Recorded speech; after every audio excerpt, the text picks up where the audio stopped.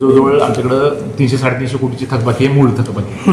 तर याच्यामध्ये एक अभय योजना तर शासनाने वेगवेगळ्या डिपार्टमेंटमध्ये लागू केलेली आहे. तर जेवढं जो काही थकबाकी आहे म्हणजे व्याज असेल आणि शास्ती असेल तर ते आम्ही 100% माफ करण्यासाठी आम्ही आता धोरणात्मक निर्णय घेतलेला आहे.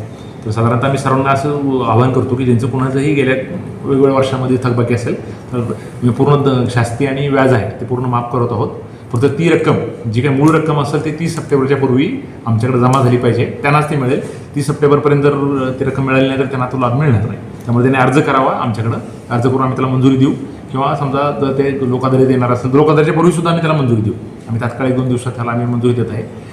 जे कोणी थकबाकीदार असतील ते जर नाही केलं तर आम्ही त्याच्यावर जो आम्ही टॉप आमचे 1000 जे थकबाकीदार आहेत ते आयडेंटिफाय केलेले आहेत त्यांना नोटीस देतो आहे. त्यांच्या 7-12 किंवा प्रॉपर्टी कार्डवर आम्ही तो बोजा चढवणार आहोत आणि ऑक्शनची कारवाईसुद्धा भविष्यात करणार आहोत. त्यासाठी सर्वांनी सहकार्य करावं आणि शक्यतो आम्ही 100% जो व्याज आणि दंडमाफी जो आहे त्याचा लाभ सर्वांनी ह्या अभय योजनेचा घ्यावा आणि आम्हाला सहकार्य करावं.